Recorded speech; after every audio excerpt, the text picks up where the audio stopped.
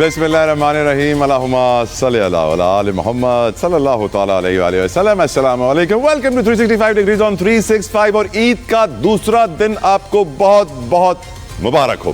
خواتین و حضرات، اس عید پر جو پیغام مسلمانوں کو دیا جاتا ہے وہ ہے قربانی کا۔ قربانی بہت ضروری ہے، اور قربانی دینی ہوتی ہے اس کی جو آپ کو سب سے زیادہ پیارا ہو۔ ہم جانتے ہیں حضرت ابراہیم علیہ السلام نے اپنے بیٹے حضرت اسماعیل علیہ السلام کی قربانی دی تھی، اور اس سنت کو ہم آج تک سنت ابراہیمی کو ادا کرتے ہیں۔ اور اس عید کے اوپر ہمیں یہ ریئلائز بھی کرنا چاہیے کہ قربانی ہم دے تو رہے ہیں ایک جانور کی، اللہ کے حکم سے سنت ابراہیمی ادا کر رہے ہیں، لیکن اس کا میسج، اس کی روح، اس کا جسٹ کیا ہے؟ اس کی روح یہ ہے کہ جو چیز آپ کو سب سے زیادہ پیاری ہو وہ آپ اللہ کی راہ میں قربان کر رہے ہیں، اللہ کی رضا کے لیے، اللہ کے حکم سے۔ بٹ سیڈلی ہم دیکھتے یہ ہیں کہ آج ہماری سوسائٹی میں قربانی کا پیغام کچھ اور ہے۔ قربانی کا پیغام ہے کہ بڑا لاکھوں کا جانور ہونا چاہیے، اس کی جو ہے وہ شو آف ہونا چاہیے، دکھانا چاہیے سب کو، اس کو سڑکوں پہ لے کے نکلیں، بڑے بڑے وہاں پہ ٹینٹس لگا دیں، لوگ آئیں سیر کرتے ہوئے جانوروں کو دیکھیں۔ میری نظر میں اب وقت آ گیا ہے من حیث القوم کہ ہم اس قربانی کے پیغام کو صحیح طریقے سے سمجھیں اور اللہ کی راہ میں وہ قربان کریں جو ہمیں سب سے زیادہ پیارا ہے، نہ کہ وہ آسانی سے ہم جا کے ایک روز پہلے جانور لے کے قربان کر دیتے ہیں، کہتے ہیں سنت پوری ہو گئی۔ Matter of the fact is ہمیں اپنی اناؤں کی قربانی دینی ہے، ہمیں بہت ساری اور، ہمیں رشوت ستانی ختم کرنے کے لیے قربانی دینی ہوگی، ہمیں کرپشن ختم کرنے کے لیے قربانی دینی ہوگی، ہمیں بیوروکریٹک نظام بہتر کرنے کے لیے قربانی دینی ہوگی، ہمیں سیاسی استحکام لانے کے لیے قربانی دینی ہوگی، معاشی استحکام لانے کے لیے قربانی دینی ہوگی، معاشرتی استحکام لانے کے لیے قربانی دینی ہوگی۔ بٹ سیڈلی ہم ایک دو جانور قربان کر کے سمجھتے ہیں کہ ہمارا فرض پورا ہو گیا۔ فرض بہت بڑا ہے، پیغام بہت بڑا ہے۔ عید کا دوسرا دن ہے، اس کے اوپر گفتگو کرنے کے لیے میرے ساتھ تین بڑے بہترین مہمان موجود ہیں۔ میں ویلکم کرنا چاہوں گا اپنے شو میں عظمیٰ کاردار صاحبہ کو۔ السلام علیکم عظمیٰ صاحبہ، needs no introduction. Thank you so very much Uzma صاحبہ، آپ کو بلیٹڈ عید مبارک۔ میرے ساتھ موجود ہیں پی ٹی آئی سے نصرت واحد صاحبہ۔ السلام علیکم نصرت صاحبہ، آپ کو بھی بلیٹڈ عید مبارک، بہت شکریہ۔ اور شاہدہ رحمانی صاحبہ will be with us in a few minutes. Let's start the discussion. Uzma Kardar صاحبہ، قربانی کے معنی بہت بڑے ہیں، بٹ سیڈلی مجھے لگتا ہے کہ ہماری قوم قربانی کا اصل میسج سمجھ نہیں پائی ہے۔ ہم جانور قربان تو کر رہے ہوتے ہیں، لیکن ہم گوشت بھی اپنے فریزر میں جمع کر رہے ہوتے ہیں۔ ہم یہ ریئلائز نہیں کرتے کہ نبی کریم صلی اللہ علیہ وآلہ وسلم نے قربانی کے بعد جب اپنی زوجہ سے پوچھا سلام اللہ علیہ کہ کتنا گوشت بچا ہے گھر میں، تو ان کی وائف نے بتایا کہ اتنا گوشت بچا ہے۔ تو نبی کریم صلی اللہ علیہ وسلم نے فرمایا کہ بس یہ گوشت ضائع ہو گیا، جو گوشت ہم نے بانٹا وہ کامیاب ہو گیا، وہ ہمارے لیے قیامت کے روز بہت فائدہ مند ہوگا۔ سیڈلی یہ میسج ہم نہیں سمجھ پاتے ہیں۔ عظمیٰ کاردار صاحبہ، آپ کی نظر میں قربانی کا میسج کیا ہے اور ہمیں آج کس قربانی کی اصل میں ضرورت ہے؟ آپ روشنی ڈالیے۔ جی بسم اللہ الرحمن الرحیم۔ پہلے تو تنہا آپ کو عید قربان بہت مبارک، اور آپ کے توسط سے پورے ہمارے بہنوں کو، بھائیوں کو عید قربان مبارک۔ کیوں ہماری نیت پہ تم شک کر رہے ہو؟ تلا چھوڑو نا، کیا ہے، کبھی تو ہمیں خوشی منانے لے دیا کرو۔ کیوں سمجھتے ہو کہ جو بھی قربانی دے رہا ہے وہ صرف آخری دن ہی بکرا لا کے دے رہا ہے؟ دیکھیں اللہ تعالیٰ نیت پہ جاتے ہیں۔ آج فی زمانہ جو قربانی ہے وہ آپ یقین کرو کہ بہت سو کی بساط سے باہر نکل چکی ہے۔ آپ بکرا لینے جاؤ تو وہ اس کی قیمت آپ سن کے بے ہوش ہو جاتے ہیں، پھر آپ گائے کی طرف بڑھتے ہیں، پھر آپ اونٹ کی طرف بڑھتے ہیں۔ تو آپ اگر کوئی آخری دن بھی بکرا لیتا ہے تو تنہا وہ اس لیے نہیں ہے کہ وہ سنت ابراہیم صحیح پوری نہیں کر رہا ہے، وہ اس لیے کہ وہ 2 ہفتے روز جاتا ہے، سوچتا ہے کہ آج میں کوئی بکرا خرید کے لاؤں، لیکن وہ اس کی قیمت سن کے تو وہ خریدے بغیر ہی گھر واپس آ جاتا ہے۔ تو بس تلا کوئی بات نہیں۔ آپ نے کیا خریدا عظمیٰ صاحبہ؟ آپ نے کیا خریدا؟ کتنے کا؟ میں آپ کو اب سچی بات بتا دوں؟ بتا دیں جی تلا، سچی بات یہ ہے کہ میں نے نیت کی تھی بکرے کی۔ اوکے، اچھا، پھر میں نے اپنے ہسبینڈ کو کہا کہ آپ نے میرے لیے اس دفعہ بکرا لینا ہے، کیونکہ میں پچھلے 2 سال سے گائے میں حصہ ڈال رہی ہوں۔ اب وہ جب میں نے یہی سوچا، میں نے کہا 50-60 ہزار کا آ جائے گا بکرا۔ اب وہ جب میرے ہسبینڈ نے جب مجھے قیمت کا بتایا تو وہ جناب لاکھ سے اوپر تھی۔ میں نے کہا جی یہ تو پھر میں دل میں بڑی مجھے افسردہ ہو گئی. میں نے کہا یہ دیکھیں پھر اس دفعہ اس کا مطلب ہے کہ میں بکرا نہیں دے پاؤں گی. لیکن اللہ تعالیٰ نے دیکھیں ایک وہ میری نیت پہچان لی نا, پتہ نہیں کیا کوئی بات ہوئی کہ وہ جو میرا گائے والا حصہ تھا وہ کسی اور نے اپنی طرف لے لیا کہ جی یہ میں اپنی طرف سے میں نے دینا ہے تو میں, اور مجھے اللہ تعالیٰ نے 60,000 کا ایک بکرا تھا وہ لا دیا, اور الحمدللہ اس کی قربانی ہوگی. دیکھیں ساری چیز نیت پہ ہوتی ہے, اور آپ بالکل صحیح کہہ رہے ہیں. اللہ تعالیٰ کہتا ہے کہ میری خاطر اپنے سب سے پیاری چیز قربان کر دو, اور تم یقین کرو کہ اگر آپ دکھاوے کے لیے کر رہے ہیں نا اس میں خلل ہے. اور یہ جو گوشت کی آپ نے بات کی ہے, گوشت بھی دو چیزیں ہیں. ایک تو یہ ہے کہ آپ اسلام کہتا ہے 3 حصوں میں اس کو بانٹ دیں, ایک آپ نے غریبوں میں دینا ہے, ایک رشتہ داروں میں دینا ہے, ایک آپ خود اپنے لیے رکھیں. اگر آپ بالفرض اپنے لیے نہیں بھی رکھنا چاہ رہے ہیں تو وہ بھی آپ غریبوں میں بانٹ دیں, لیکن یہ نہ کریں کہ آپ فریزر اپنے بھریں. یہ جو ہے نا اس سے قربانی کا جذبہ ضائع ہو جاتا ہے. I completely agree. میں آپ کی ہر بات سے ایگری کرتا ہوں عظمیٰ صاحب, آپ بالکل صحیح کہہ رہی ہیں, لیکن میرے پروڈیوسر کہہ رہے ہیں کہ آپ بڑی خوش قسمت ہیں کہ آپ کو 60,000 کا اچھا بکرا مل گیا. نصرت, یہ اللہ تعالیٰ نے آپ کی قسمت چل پڑی ہے جب سے آپ PMLN میں آئی ہے. نصرت صاحبہ, آپ کی نظر میں قربانی کا پیغام کیا ہے ہمارے دین میں؟ کیا ہماری قوم کو نئی قربانیوں کے بارے میں سوچنا چاہیے؟ Your opinion madam. بسم اللہ الرحمن الرحیم. بہت شکریہ عطا, آپ کو بھی بلیٹڈ عید مبارک. اور میں سمجھتی ہوں کہ عید, خاص طور پہ عید قربان, یہ ایسی عید ہے جس کے لیے بہت بڑا لیسن ہے. ایک تو یہ کہ ظاہر ہے اپنی بہت پیاری چیز آپ کو قربان کرنی ہے, دوسرا یہ کہ اس میں لوگوں کا خیال رکھنا ہے. دیکھیے یہ نہیں ہوتا کہ رمضان کی جو عید چھوٹی عید آتی ہے اس میں آپ نہیں خیال رکھ رہے ہوتے, آپ وہاں پہ بھی لوگوں کو دے رہے ہوتے ہیں اور پورا عید پورے رمضان سب کچھ ان کے ساتھ منا رہے ہوتے ہیں. لیکن عید قربان ایک ایسی عید ہے جس میں آپ کو شروع سے قربانی کا جذبہ دکھایا گیا کہ کہاں وہ عظیم باپ اور اس سے زیادہ عظیم بیٹا کہ وہ ان کو خواب میں سنا رہے ہیں اور وہ کہہ رہے ہیں کہ ہاں بالکل ٹھیک ہے, اگر اللہ کا حکم ہے کہ آپ نے مجھے قربان کرنا ہے تو آپ مجھے قربان کر دیں. اور پھر وہ آنکھیں بند کر کے پٹی باندھ کے لیٹ جاتے ہیں, اور پھر جو چھری پھیرنے والا ہے وہ جب چھری پھیر رہا ہوتا ہے تو اس کو پتہ چلتا ہے کہ یہ تو وہاں پہ اس کی بجائے کچھ اور ہے, دمبا ہے, بیٹے کو ہٹا لیتے ہیں اللہ پاک. تو یہ جو قربانی کا جذبہ ہے یہ اس سے زیادہ اور کیا چیز ہوگی, اولاد سے بڑھ کے زندگی میں کچھ اور ہے. مجھے تو لگا آپ کہیں گے کہ اس وقت پاکستان میں سب سے بڑی قربانی عمران خان دے رہے ہیں. دیکھیں یہ کہنے کی بات نہیں, سب کو پتا ہے کہ وہ انسان جو اندھیرے میں بند ہے 1009 اور 10 دن ہو گئے اسے, اور وہ صرف یہی چاہ رہے ہیں کہ کسی نہ کسی طرح اس ملک میں وہ چیزیں ہو جائیں جو کہ اصولاً ہونی چاہیے. ایک ساتھ آزاد ہونے والے 2 ملکوں میں ایک کہاں سے کہاں چلا گیا, اور ایک جو ہے بستی کے اس گہرائی میں جا چکا ہے اس وقت کے, اس کے پاس نہ تو مطلب اپنے آپ کو ریٹین کرنے کے لیے کوئی آگے پیسے ہیں, نہ کچھ اور ہے, اور نہ کوئی ملک دینے کے لیے راضی ہے. لیکن سیاست پہ میں نہیں جانا چاہ رہی تھی, لیکن بہرحال بہت بڑی قربانی ہے ان کی جس کا میرے خیال میں تو ریسنٹ ہسٹری میں کوئی مثال نہیں ملتی. لیکن یہاں پہ ہمیں سب سے زیادہ اپنے ارد گرد کے لوگوں کا دھیان رکھنا ہے. جس طرح ہمارے کبھی بھی قربانی کا گوشت کا ایک حصہ بھی نہیں رکھا جاتا, ہمیشہ سب کا سب غریبوں میں بانٹ دیا جاتا ہے. جاننے والوں میں اس لیے نہیں بانٹتے, جاننے والوں کے اپنے گھر میں اتنی بڑی بڑی قربانیاں ہو رہی ہوتی ہیں کہ دموں کے وہ آ رہے ہوتے ہیں پوری رانے, یہ جی آپ کا حصہ ہے. تو ایسے لوگوں کو دینے کا فائدہ کیا ہے مجھے بتائیے, جن کے پہلے ہی آلریڈی فریزر بھرے ہوں, بلکہ کیا کئی فریزر بھرے ہوں. آپ نے کیا قربان کیا نصرت صاحبہ, کتنے میں؟ دیکھیے ہمارے یہاں ہر سال 2 دمبے اور 1 گائے ہوتی ہے. اوکے. ہمیشہ سے, اور سارا کا سارا غریب ہو جاتا ہے بالکل سرے سے کچھ بھی. تو الحمدللہ ہو گیا سب کچھ ٹھیک ٹھاک. بالکل ٹھیک. اب شاہدہ رحمانی صاحبہ, ویلکم میڈم, السلام علیکم, شکریہ آپ کے وقت کے لیے, جزاک اللہ. سوال میرا بڑا سمپل سا ہے.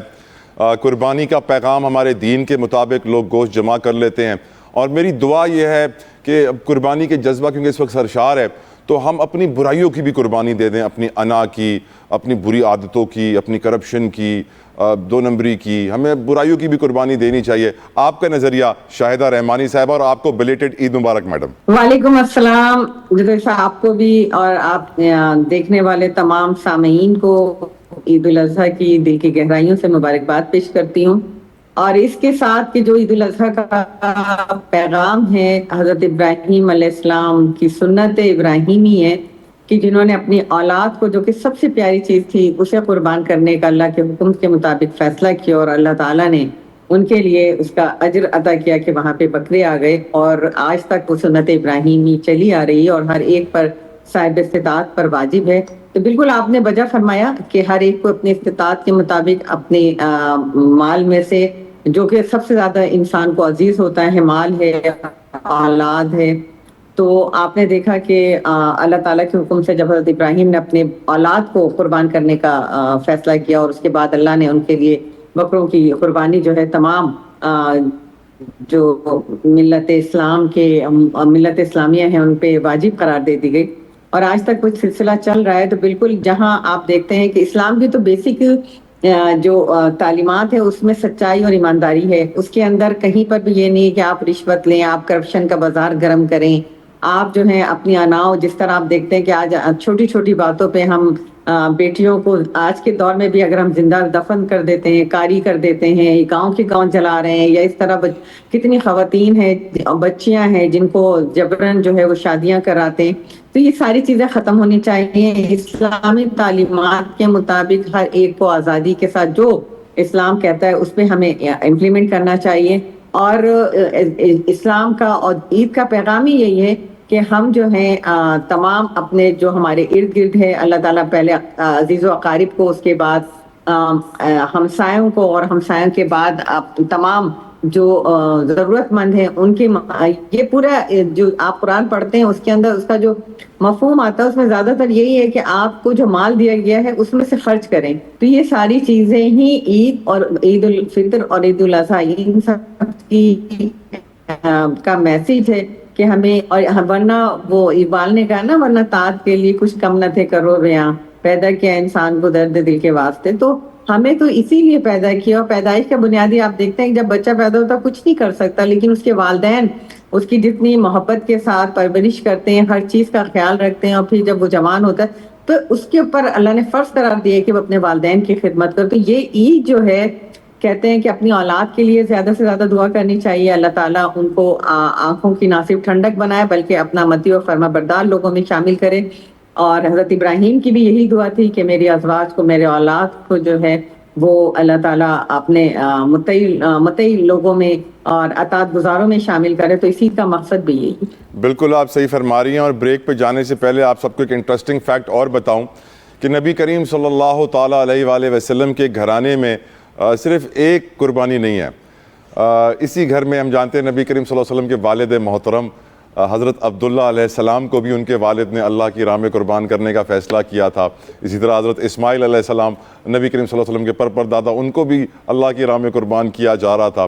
تو اللہ کی راہ میں قربانی یقیناً اپنی پیاری چیز کی ہونی ہے، لیکن جس طرح ہمارے مہمانوں نے بھی کہا کہ قربانی کے وقت میسج کیا تھا، کیونکہ ہم گوشت بانٹ رہے ہیں، سب کا خیال رکھ رہے ہیں، اپنے ارد گرد مہمانوں کا، پڑوس والوں کا، محلے داروں کا خیال رکھیں، اور اللہ کی راہ میں اپنی قیمتی سے قیمتی ترین چیز قربان کر، لیکن یہ ہمیشہ تیار رہی ہے، کیونکہ ہوتا یہی ہے کہ ہم حب الدنیا ہو جاتے ہیں۔ نبی کریم صلی اللہ علیہ وسلم نے فرمایا کہ اب میری امت شرک نہیں کرے گی، اور پھر شیطان نے بڑی چیخ ماری، ساتھ آسمانوں میں سنی گئی، اور پھر یہ فرمایا نبی کریم صلی اللہ علیہ وسلم نے کہ میری امت حب الدنیا ہو جائے گی اور موت یعنی شہادت سے ڈرے گی۔ اللہ تعالیٰ ہمیں حب الدنیا نہ کرے اور شہادت سے عشق عطا کرے۔ سیاسی میدان میں 28ویں ترمیم کی گونج ہے، بجٹ بھی آنے والا ہے۔ Let's start with the new amendments which are coming in our law۔ 28ویں ترمیم کے بارے میں ہم جانتے ہیں کہ ووٹر کی ایج کے بارے میں تجویز ہے کہ کم کر دیا جائے۔ ہم یہ جانتے ہیں کہ جو وفاق کے خرچے ہیں BISP کے حوالے سے، دفاعی بجٹ کے حوالے سے، وہ صوبوں کو ٹرانسفر کر دیے جائیں، اینڈ آف کورس نئے صوبوں کی بازگشت تو بڑی پرانی ہو گئی ہے، نتھنگ نیو۔ پنجاب کے اندر بھی نئے صوبے بننے چاہیے، سندھ نہیں بننے چاہیے، یہ تجاویز زیر غور ہیں۔ میں شروع کروں گا اس کے اوپر بات شاہدہ رحمانی صاحبہ سے، کیونکہ ہم جانتے ہیں کہ جو باتیں اس وقت زیر غور ہیں اس کے اوپر پیپلز پارٹی نے کافی وقت سے شدید مخالفت کی ہے، بٹ سیڈلی پیپلز پارٹی کی مخالفت بھی ارباب اقتدار کو ان کی ارادہ سازی کے اندر کوئی تبدیلی لانے میں کامیاب نہ ہو پائی ہے۔ شاہدہ رحمانی صاحبہ، یہ جو 28ویں ترمیم کے بادل ہیں، جس سے لگ یہ رہا ہے کہ پیپلز پارٹی کے اوپر دباؤ بڑھایا جائے گا ان کو راضی کروانے کے لیے، کیونکہ جو ان کے ریزرویشنز اور تحفظات ہیں پیپلز پارٹی کے وہ ہم پوری قوم جانتی ہے، نئے صوبوں کے حوالے سے، 18ویں ترمیم کو ریورس کرنے کے حوالے سے، NFC فارمولا چینج کرنے کے حوالے سے۔ شاہدہ رحمانی صاحبہ، کیا مستقبل دیکھ رہی ہیں آپ 28ویں ترمیم کا اور اس کے ساتھ پیپلز پارٹی کا؟ جی بہت شکریہ جتوئی صاحب۔ دیکھیے 27 کے بعد 28ویں ترمیم تو آنی، اور آپ کو یاد ہوگا کہ جس دن 27ویں ترمیم پاس ہو گئی تھی اس دن بات شروع ہو گئی کہ جی بس ودن اے منتھ جو ہے وہ 28ویں آ رہی ہے، پھر یہ ہوا کہ 2 مہینے کے بعد آ رہی ہے، پھر 3 مہینے کے بعد، پھر کچھ عرصے کے لیے بادل چھٹ گئے، اور پھر اب پھر دوبارہ سے زور و شور کے ساتھ اس پر بات ہو رہی ہے۔ اور آپ نے دیکھا کہ پاکستان پیپلز پارٹی کے ساتھ ابھی تک اس مسئلے پر، کیونکہ 28ویں ترمیم آنا کوئی بھی ترمیم آتی ہے وہ کوئی معمولی بات نہیں ہوتی، 2/3 میجورٹی کے ساتھ آتی ہے، اور 2/3 میجورٹی میں لازمی بات ہے Peoples Party second largest party ہے جو گورنمنٹ کے اندر بیٹھی ہے اور سب سے زیادہ ہمارے ووٹس ہیں، تو ہمیں اگنور کر کے تو نہیں لائی جا سکتی۔ اور ٹو بی آنیسٹ میں آپ کو بتاؤں کہ ہمارے ساتھ اس طرح کا نہ تو کوئی مسودہ زیر بحث آیا ہے، نہ ہمارے لیڈرشپ کے ساتھ آیا ہے، چاہے وہ چیئرمین بلاول بھٹو زرداری صاحب ہو، پریزیڈنٹ صاحب، کہیں پر بھی۔ لیکن ہم میڈیا اینڈ سوشل میڈیا سے مستقل اس افواہیں، اس طرح کی بات چیت سن رہے ہیں کہ جی اب جو ہے وفاق کے ہینڈ اوور کراچی کیا جا رہا ہے، کبھی کہا جاتا ہے جی اب جو ہے صوبے اور مزید صوبے بنیں گے، اچھا پھر کہیں کہا جا رہا ہے کہ جو 18 جو کانسٹیٹیوشن آف پاکستان میں شامل ہے کہ صوبائی اگر کوئی بھی کسی بھی صوبے کے اندر مزید صوبے بنائے جاتے ہیں تو وہاں کی اسمبلی 2/3 میجورٹی کے ساتھ اس کو پاس کرتی ہے تو وہ صوبہ کا قیام جو ہے وجود عمل میں آتا ہے۔ لیکن آپ نے دیکھا کہ وہ بھی ایز سچ، اور پھر یہ کہا گیا کہ اس ترمیم کو بھی چینج کیا جا رہا ہے، تو اتنا سب کچھ ہو رہا ہے، ساری چیزیں ہو رہی ہیں اور ابھی تک جو ہے لیڈرشپ کے ساتھ ڈسکشن نہیں ہوئی، تو یہ ایک سوالیہ نشان ہے۔ اب جبکہ بجٹ کی آمد ہے، آپ نے دیکھا کہ ابھی ریسنٹلی اجلاس ختم ہوا، پہلے یہ تھا کہ جو اجلاس بلایا گیا ہے نیشنل اسمبلی کا، اس کا مقصد یہ ہے کہ اس میں 28ویں ترمیم آ رہی ہے اور بس اب آتے ہی پاس ہو جائے گی۔ آپ نے دیکھا کہ وہ اجلاس بھی 2 ویک کا تھا، وہ بھی ختم ہو گیا، اور اس کے بعد عید آ گئی، اور عید کے فوراً بعد آپ کو پتا ہے جیسے کہ فرسٹ کو یا موسٹ پروبیبلی وہ کہہ رہے ہیں میڈم ثالثی کے کردار کی وجہ سے تاخیر ہوئی ہے، ثالثی کے کردار کی وجہ سے۔ دیکھیں ابھی تک جتوئی صاحب میں آپ کو ٹو بی آنیسٹ بتا رہی ہوں کہ ہمارے ساتھ نہ تو کوئی اس طرح کی بات چیت ہوئی ہے، مسودہ تو دور کی بات ہے، ابھی یہ سب صرف آپ لوگوں کے زبانی میڈیا کے تھرو، سوشل میڈیا کے تھرو، یا کچھ بلاگرز ہیں اس طرح کی بات چیت کر رہے ہیں، کچھ یوٹیوبرز ہیں جو بات چیت کر رہے ہیں، لیکن اگر سیاسی سطح پر دیکھی جائے تو PMLN نے بھی اس کو آن نہیں کیا، ماں سوائے ایک رانا ثناء اللہ کے جو ان کے اپنے ویوز ہو سکتے ہیں۔ باقی آپ نے دیکھا کہ جتنے بھی حکومتی میڈم میرا ایک سوال ہے نا، میڈم پیپلز پارٹی کیوں نہیں رانا ثناء اللہ سے سوال پوچھ سکتی کہ آپ اتنی تجاویز جو یہ امپورٹنٹ جو آپ آپس میں ڈسکس کر رہے ہیں یا آپ ٹیلی ویژن پہ بھی ڈسکس کر رہے ہیں، ہم سے کیوں نہیں کر رہے، کیوں نہیں پوچھ سکتی؟ دیکھیں ہر شخص کو آزادی اظہار رائے کا حق ہے، اگر وہ بات کرتا ہے تو یہ لازمی نہیں کہ میں ان سے جا کے پوچھوں۔ ہاں اگر ہماری لیڈرشپ کی گورنمنٹ کے ڈیلیگیشن کے ساتھ آپ دیکھتے ہیں کہ مختلف وفود کی بات ہوتی تو اس میں یہ چیزیں آتی ہیں کہ جی آپ کے وفاقی وزیر نے ایسی بات کی، ایسا کیوں ہوا، یہ ساری چیزیں ہوتی ہیں، لیکن یہ کہ ہم ان کو اسمبلی میں کھڑے ہو کے پوچھیں آپ نے ایسا کیوں کہا۔ ابھی ایک تو سب سے پہلی بات ہے کہ حکومت نے آن دی فلور آف دی ہاؤس اس کو ڈینائی کیا، انہوں نے ابھی تک ہمارے پاس ایسا کچھ نہیں ہے۔ آپ کے لاء منسٹر نے ٹوٹلی ڈینائی کیا، آپ کے انفارمیشن منسٹر نے ٹوٹل ڈینائی کیا کہ ابھی تک ایسا کوئی چیز ہمارے زیر غور نہیں ہے۔ Madam with all due respect, دیکھیں بلاول صاحب وفاقی حکومت تو کہتے ہیں کہ میں 3000 ارب اضافی ٹیکس جمع کر کے دیتا ہوں، حکومت کان نہیں دھرتی ہے، پھر حکومت کے لیے باتیں ہو رہی ہیں کہ وہ اپنے اخراجات وفاقی حکومت صوبوں میں تقسیم کر رہی ہے اور وہ بھی کوئی 3000 ارب کے قریب ہیں، تو کچھ یہ رہا ہے کہ پیپلز پارٹی کی آواز زیادہ کانوں تک پہنچ نہیں رہی ان لوگوں کے جہاں تک پہنچنی چاہیے۔ عظمیٰ صاحبہ آپ نہیں جتوئی صاحب بات یہ ہے، جی جلدی سے میں میڈم تھوڑا جلدی سے جی بات یہ ہے کہ دیکھیں صوبے تو اپنا ٹیکس کلیکشن کر رہے ہیں اور اس میں وہ سکسیسفل ہیں، لیکن جو وفاق کے پاس FBR ہے، اور FBR کا آپ کو پتا ہے کہ بلین آف روپیز کا شارٹ فال ہے جو انہیں ٹیکس کلیکشن کرنی تھی اور وہ نہیں کر پائے، تو وہ جو ہے آپ کے میڈم جو ملک قرضوں پہ چل رہا ہو اس کا میڈم سوری اس طرح کی آوازیں تو ہم اٹھائیں گے میڈم جو ملک قرضوں پہ چل رہا ہو اس کا ایک سیاسی لیڈر کہہ رہا ہے اس ملک کو کہ 3000 ارب یعنی 6 سے 7 بلین ڈالر میں جمع کر کے دوں گا. لیکن وہ IMF سے $1 بلین لے کے آپ عوام کا قیمہ نکال دیں گے, بلاول صاحب جمع کر کے دیں گے, یہ بات ان کو پسند نہیں آ رہی. مجھے آگے بڑھنے دیں. عظمیٰ صاحبہ, آپ حکومت کو ریپرزینٹ کر رہے ہیں, اس لیے آپ کے بعد آخر میں آؤں گا. آپ کی نظر میں نصرت صاحبہ, یہ جو 28ویں ترمیم ہے یہ کیا ہے, یہ کب آئے گی نہیں آئے گی, کیوں اتنی باتیں ہو رہی ہیں, یور اوپینین میڈم؟ دیکھیں, جو پہلے تھی 26ویں اور 27ویں آئینی ترمیم, اس کے بارے میں بھی لوگوں کو بالکل کسی چیز کا نہیں پتا تھا, بالکل بھی نہیں پتا. بلاول صاحب نے سب سے پہلے آ کے بتایا تھا اپنے ٹویٹ میں کہ یہ آنے والا ہے. آنے والا ہے نا, مسودہ کیا تھا وہ کسی کو نہیں پتا تھا. ایون رات کے 11:30 بجے وزیر قانون نے کہا کہ مجھے مسودہ مل گیا ہے, اور اس کے بعد وہ بل پیش ہو گیا, اور اس سے پیش ہونے سے پہلے آپ کو پتا ہے ہمارے MNAs کے ساتھ کیا ہوا کیا نہیں ہوا, کس طرح انہیں اندر سے گرفتار کیا گیا, چھپ کے رہے, پتہ نہیں کیا کچھ نہیں ہوا. مجھے وہ سیف اللہ ابڑو صاحب کی تقریر یاد ہے میڈم. جی, تو اس کے بعد پھر آپ یہ دیکھیں کہ اب جو 28ویں آئینی ترمیم ہے اس کا کیسے پتا ہوگا کسی کو, جب وزیر قانون کو خود نہیں پتا ہوتا کہ کیا آ رہا ہے کیا نہیں آ رہا, ان کو ایک چیز دے دی جاتی ہے اور اس پہ وہ سائن کر دیتے ہیں, بات ختم ہو جاتی ہے. تو اسی طرح ایگزیکٹلی یہ 28ویں ہوگی. لیکن اس میں اگر یہ ہے کہ مزید صوبے بننے چاہیے, تو میں بذات خود, مجھے نہیں پتا میری پارٹی کا کیا اس کے بارے میں خیال ہے, لیکن میں سمجھتی ہوں کہ واقعی صوبے بننے چاہیے. آپ امریکہ میں دیکھیں کتنی ان کی اسٹیٹس کا اضافہ ہوا, انڈیا میں دیکھیں جب انڈیا بنا تھا اور اس کے بعد اب دیکھیں کتنے سارے صوبے بنانے کا مقصد یہ ہوتا ہے کہ وہ جگہ چھوٹی ہو جائے. جس طرح پنجاب ہے, پنجاب اتنا بڑا ہے کہ اتنے بڑے بڑے ملک بھی نہیں ہیں, تو اگر پنجاب کو ہم تقسیم کر دیتے ہیں 2 یا 3 صوبوں میں, تو وہ اس بندے کے لیے آسانی ہوگی جو کہ ہینڈل کر رہا ہوگا اس علاقے کو. تو یہاں پہ بھی اگر پورے پاکستان میں اس طرح کر دیا جائے کہ آپ چھوٹے چھوٹے صوبے بنا رہے ہیں, چھوٹے تو نہیں خیر, اس میں بھی بہت بڑے بڑے ہوں گے, لیکن ہینڈلنگ آسان ہو جائے گی چیزوں کی, پتہ چل جائے گا کہ کون سی چیز کدھر جا رہی ہے, کیا ہو رہا ہے, کس طرح اس کو آگے لے کے چلنا ہے. اور میڈم ہر صوبے کا پھر ایک نیا چیف منسٹر ہوگا, خرچے بھی تو بڑھیں گے. اس سے نہیں فرق پڑتا خرچے. ایک چیف منسٹر 13 ارب کا جہاز لے لے اور دوسرے چیف منسٹر کے کو پاسپورٹ نہ دیا جائے, یہ بڑی سیگریگیشن بھی تو نہیں ہوگی نا.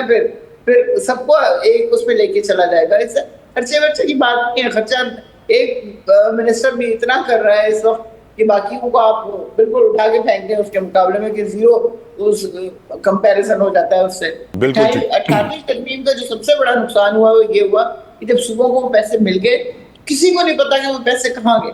اب یہ دیکھیں وہ شہر جو میٹروپولیٹن سٹی ہے ہمارا, جس کو ایکچولی دبئی بننا چاہیے تھا, لیکن ایسی کانسپریسی ہوئی کہ سارا یہاں کی چیزیں جو ہیں وہ اٹھا کے بھیج دی گئی دبئی, اور وہاں 50 اور 55 ٹیمپریچر میں ہمارے بیچارے مزدوروں نے, لڑکوں نے کام کیا, اور اس کہاں سے کہاں اس کو بنا دیا. اور کراچی میں ہمیں بوری بوری لاشیں ملی, اور کراچی میں ہم برے حالات سے برے تر ہوتے گئے. کم از کم یہ چیزیں پھر نہیں ہوں گی. اگر وہ چھوٹے ہوں گے تو چھوٹے علاقوں کے اوپر نظر رکھنی آسان ہوگی, وہاں پہ ترقیاتی کام بہتر طریقے سے ہو سکیں گے.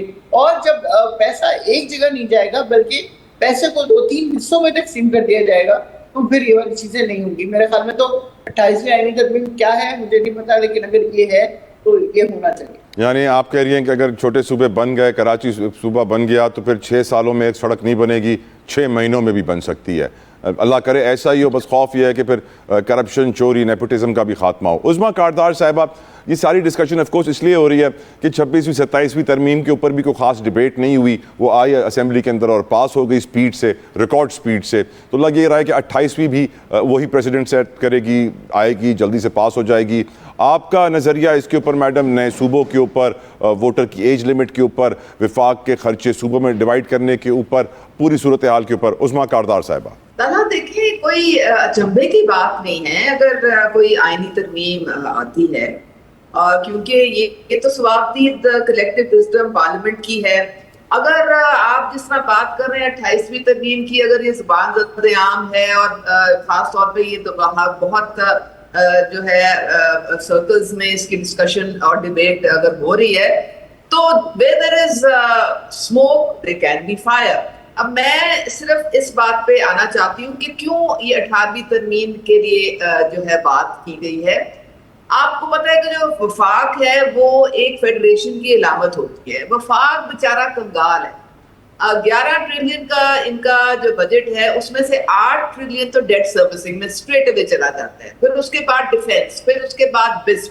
بچتا کیا ہے؟ ان کے پاس کچھ بھی نہیں بچتا ہے. تو ایک تھوڑا سا بیلنس، سارے جو ریسورسز ہیں وہ صوبوں کو جو ہے وہ منتقل کر دیے جاتے ہیں. اگر فار ایگزامپل یہ جو پاپولیشن کا ڈپارٹمنٹ ہے، ایک پاپولیشن جو ہے ہمارا نیشنل ایشو ہے، اگر وہ وفاق کے پاس آ جائے گا تو وہ چاروں صوبوں کو وہ ایک بہتر طریقے سے وہ ایک نیشنل پالیسی بن سکتی ہے. تو کوئی اس میں قباحت نہیں ہے. چھوٹے صوبوں کا جہاں تک تعلق ہے، دیکھیں یہ کنسنسس سے ہو سکتا ہے.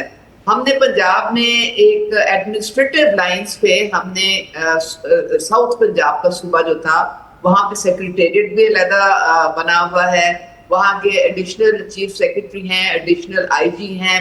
ایڈمنسٹریٹو پوائنٹ آف ویو سے اگر فار ایگزامپل ایک کلیکٹیو وزڈم ہے، ڈیبیٹ ڈسکشن ہوتی ہے اسمبلی میں، 2/3 میجورٹی بھی اس کو اپروو کرتی ہے، تو پھر یہ چیز آگے بڑھ سکتی ہے. لیکن ہماری جو ایکسپیرینس ہے، جتنی بھی حکومتیں آئی ہیں، جتنی بھی پارٹیز آئی، انہوں نے سب نے وعدے گئی تو کیے، لیکن یہ کوئی کر نہیں سکا. تو یہ کوئی اتنا آسان کام نہیں ہے، اس میں بہت اور بھی محرکات ہیں. تو اس لیے لیکن جہاں تک وفاق کو مضبوط کرنے کا تعلق ہے، آئی تھنک ہم سب کو سر جوڑ کے بیٹھنا چاہیے، کیونکہ وفاق ہمارے پاکستان کی سلامتی کے لیے ایک سمبولک ہے، ہمارا ایک انٹرنیشنل امیج ہے. تو اگر وفاق بیچارہ ہر وقت ادھر ادھر ہی ہاتھ پاؤں مارتا رہے گا، اس کے پاس کسی چیز کے لیے پیسے ہی نہیں بچیں گے، تو پھر یہ تھوڑی سی زیادتی ہو جاتی ہے. یعنی آپ کہہ رہی ہیں 28ویں ترمیم کے بعد وفاق بیچارہ نہیں رہے گا اور اس کے پاس پیسے آ جائیں گے. اللہ کرے آپ کی بات سچی ہو جائے. نہیں، مقصد ہے کہ اس کے ریسورسز تھوڑے سے بیلنس کرنے پڑیں گے نا. بالکل ٹھیک. ان کو تھوڑا ایک دو ڈپارٹمنٹس اگر آ بھی جائیں تو کیا قباحت ہے. بچے غیر سیاسی ہوتے ہیں، وہ چھوٹی عید کی طرح بڑی عید پر بھی آ جاتے ہیں عیدی مانگنے کے لیے. اب ان کو کس طرح سمجھائیں کہ جانور کی قربانی کے بعد نہ عیدی کے پیسے بچے ہیں، نہ کپڑے خریدنے کے پیسے بچے ہیں. گزارا تو کرنا ہے، سفید پوشی بھی برقرار رکھنی ہے، مہنگائی کو بھی منہ دینا ہے، پیٹرول بھی ڈلوانا ہے، بجلی کا بل بھی دینا ہے، بچوں کی اسکول فیس. اللہ تعالیٰ ہم پہ رحم فرمائے. لیکن حالات بڑے مشکل ہیں. گفتگو کروں گا اس پہ. عظمیٰ کاردار صاحبہ آپ سے شروع کروں گا. یہ جو معاشی حالات ہیں، بجٹ بھی آنے والا ہے، IMF کی شرائط پہ تیار کیا جا رہا ہے. آپ کیونکہ خود ایک خاتون ہیں، آپ کے بچے ہیں، آپ ان کی پرورش کرتے ہیں، گھر کے معاملات دیکھتی ہیں، کیا حالات ہیں؟ آپ روشنی ڈالیے میڈم، کیسی چل رہی ہے؟ اگر میں کہوں کہ ہر چیز صحیح جا رہی ہے، all is well، تو وہ میرے خیال میں غلط بیانی ہوگی. اس وقت پاکستان نہیں، پوری دنیا جو ہے ایک وہ آئل اور انرجی کرائسس سے گزر رہی ہے. اس وقت امریکہ میں بھی لوگ پروٹیسٹ کر رہے ہیں. یورپ کی جو ایئر لائنز ہیں ان کے پاس بھی 14 دن سے زیادہ کا گیسولین نہیں ہے. اسٹریٹ آف ہارموز کا آپ نے دیکھ ہی لیا ہے کہ سپلائی چین جو ہے اس وقت بہت ڈسٹرب ہوئی ہے. پاکستان نے تو پھر بھی ان حالات میں کافی بہتر طریقے سے بیلنس آؤٹ کیا. آپ انڈیا کی طرف نظر دوڑا کے دیکھیں، وہاں پہ ریشننگ شروع ہو گئی ہے فیول وغیرہ کی. تو مشکل حالات تو ہیں اور پوری دنیا کے لیے ہیں. ہم اسی دنیا میں رہتے ہیں اور ہم تو ویسے ہی ڈیولپنگ ملک تھے. ہماری اکانومی کے تو ویسے ہی بہت چیلنجز تھے. حالانکہ 140 ارب کی سبسڈی جو ہے وہ پرائم منسٹر صاحب نے دی ہے. پنجاب میں آپ دیکھ رہے ہیں کہ مریم نواز صاحبہ نے تمام پبلک ٹرانسپورٹ فری کر دی ہے لوگوں کے لیے. لیکن اگر اب پیٹرول میں پھر تھوڑی جب انٹرنیشنل پرائس نیچے جاتی ہے تو فوراً جو ہے اس کا ریلیف لوگوں کو دیا جاتا ہے. ابھی پیچھے پھر پیٹرول کی قیمتیں اور ڈیزل کی کم ہوئی تھی. کوئی جمہوری حکومت نہیں چاہتی کہ وہ جو ہے وہ عوام کے اوپر پڑے. یہ بڑی مجبوری سے کرنا پڑتا ہے.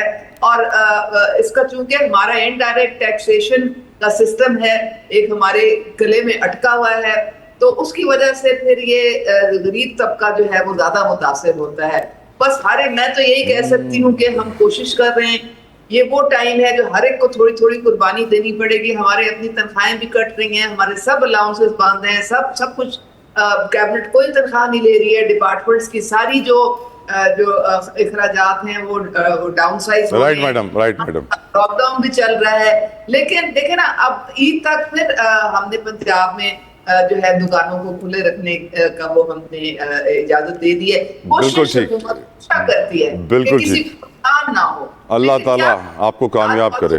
اللہ تعالیٰ آپ کو کامیاب کرے. پوری قوم آپ کے لیے دعائیں کر رہی ہے. نصرت صاحبہ کیسی گزر رہی ہے؟ معاشی حالات کیسے ہیں میڈم؟ اس کے بارے میں کیا بات کی جائے. مجھے بتائیے زندگی بہت مشکل ہو گئی ہے, بہت زیادہ مشکل ہو گئی ہے. دیکھیں ہم تو پھر بھی الحمدللہ پریویلیج کلاس کے ہیں, شکر جہاں الحمدللہ. پہ ہمیں سوچنا نہیں پڑتا کہ کل کھانا ملے گا کہ نہیں ملے گا, بجلی کا بل ادا کریں گے تو کوئی اور چیز نہیں رہ جائے گی پیچھے. تو لیکن جو بالکل ساتھ ہمارے کالونیز ہیں جن کو آپ غریب ترین کالونیز کہہ سکتے ہیں, ان میں جو لوگ کام کرنے کے لیے آتے ہیں آپ کے گھروں میں, آپ دیکھتے ہیں ان کی کیا سے کیا حالت ہو گئی ہے کہ وہ بیچارے ایک ایک یونٹ کے اوپر اب ان کو پتا ہے کہ اس پہ خرچہ بڑھے گا, اور وہ کس قدر احتیاط کر رہے ہوتے ہیں. وہاں بجلی نہیں ہوتی, وہاں مطلب پانی تو خیر ہے ہی نہیں کراچی میں بالکل ہی, بجلی بہت زیادہ جا رہی ہے, اور بہت پریشانیاں ہیں لوگوں کے لیے, بہت پریشانیاں ہیں جو اس سے پہلے وہ لوگ سوچ بھی نہیں رہے تھے کہ زندگی اسموتھ چل رہی تھی. لیکن اب پچھلے 4 سال سے جو حالات ہوئے ہیں اکانومی کے, کہاں سے کہاں ہم لوگ پہنچے ہیں, آپ دیکھیں کہ 6.5 سے نکل کے اس وقت پتہ نہیں 0.2 پہ ہے یا 2.6 پہ, اللہ جانے. اس پہ ہمارے پاس ریزرو نہیں ہے, ہمیں مانگنا پڑتا ہے جا کے. ایک ملک اگر کہتا ہے ہمارے پیسے واپس کرو تو ہمیں دوسرے ملک سے جا کے لے کہ وہ پیسے اس کو دینے پڑتے ہیں. تو چیز بہت خراب ہے. لیکن اس کے باوجود ہم لوگ اپنے جو خرچے ہیں اس کو کم نہیں کرتے. حکومت خاص طور پہ خرچے کم نہیں کرتی کہ آپ اپنے طرف کچھ چیزیں کم کریں. Expenditure reform, I completely agree Nusrat صاحبہ. حکومت کو اپنے اخراجات کم کرنے کے لیے ایکسپینڈیچر ریفارمز لانا ضروری ہیں. ایک غریب حکومت کے حکمران بیوروکریٹ کیوں یہ بڑی بڑی شاہانہ گاڑیوں میں چلتے ہیں, افسوس کی بات ہے. میں یہ سوال شاہدہ صاحبہ آپ کے سامنے رکھتا ہوں, آپ کی نظر میں ملک کے معاشی حالات, غریب کا حال, مڈل کلاس کا حال کیا ہے, کیسی گزر رہی ہے میڈم؟ بالکل جدوی صاحب, جس طریقے سے مہنگائی ہوئی ہے آپ نے دیکھا کہ فیول پرائسز جو ہے 400 کو بھی کراس کر چکے ہیں. اسی طریقے سے آپ نے دیکھا کہ الیکٹرسٹی بلز ہیں, گیس کے بل ہیں, اور گیس بھی راشن کی طرح دی جا رہی. یہ ساری چیزیں انتہائی کرائسس کا نشاندہی کر رہی ہیں. اور اس میں جہاں آپ اپر مڈل کلاس کی بات کر رہے ہیں, مڈل کلاس تو بالکل ہی, کیونکہ وہ سفید پوش طبقہ ہے جو کہ جن کی تنخواہوں سے پہلے ہی ٹیکس کٹ جاتا ہے, پھر جو چیز خریدنے جاتے ہیں ان سے بھی ٹیکس کٹتا ہے, پھر بجلی کے بلوں میں ان سے بھاری بھرکم ٹیکس لیا جاتا ہے. پھر اسی طرح پیٹرولیم لیویز دیکھیں گے 1 لیٹر کے اوپر 147 روپیز تک پہنچ گئی ہے. اور گورنمنٹ تو ابھی جس طرح میری بہن عظما کہہ رہی تھی کہ جی گورنمنٹ کو پیسے رہے, تو گورنمنٹ کے پاس جو ادارے ہیں وفاق میں ان کو تو ٹھیک کر لیں. آپ اپنے FBR کا اگر قبلہ صحیح کر لیں اور ٹیکس کلیکشن صحیح کر لیں تو میں سمجھتی ہوں بہت سارے مسئلے حل ہو جائیں گے. آپ اپنا اہداف جو ہے وہ پورا کرنے کے بجائے بالکل نیچے چلے جا رہے ہیں, آپ کا گراف نیچے گرتا چلا جا رہا ہے. کیا وجہ ہے کہ وہ لوگ جو ٹیکس دیتے ہیں, دینے کے قابل ہیں, وہ ٹیکس چوری ہو جاتا ہے. وہ آدھا ٹیکس جو ہے وہ آدھے سے بھی کم قومی خزانے میں جاتا ہے, باقی ان کی جیبوں میں کیوں چلا جاتا ہے. تو FBR کی جو کارکردگی ہے یا جو آپ کے IPPs کی ہے, انرجیز کی ہے, یہ ساری چیزیں آپ کے سامنے سوالیہ نشان ہے. اگر ہم اداروں کو بہتر کریں تو یہ جو ٹیکس آپ دیکھیں کہ غریب لوگ دے رہے ہیں, وہ آپ دیکھیں سٹی بل ہے یا گیس ہے یا اس طرح کی جو بلوں کے اوپر آپ ٹیکسز لے رہے ہیں اور روزانہ اس کو انکریز کر رہے ہیں, تو وہ طبقہ پہلے ہی ٹیکس دے رہا ہے اور آپ اس کو مزید اس کی گردن جو ہے وہ وقت تمام ہو گیا, وقت تمام ہو گیا. شاہدہ صاحبہ آپ کا شکریہ, شاہدہ رحمانی صاحبہ, عظما کاردار صاحبہ, تینوں مہمانوں کا بےحد مشکور شکر گزار ہوں. ایک عام پاکستانی سے آپ پوچھیں گے نا کیسی چل رہی ہے, تو وہ کہے گا چل نہیں رہی, بس اللہ کی مدد سے چلا رہے ہیں. اللہ تعالی ہم سے راضی ہو اور ہمیں ایسے حکمران دیں جو ملک کے معاشی مسائل بھی حل کر سکیں. آپ بھی میرے ساتھ کہیے آمین. اپنا خیال رکھیے گا. I'll see you until next time. اللہ حافظ.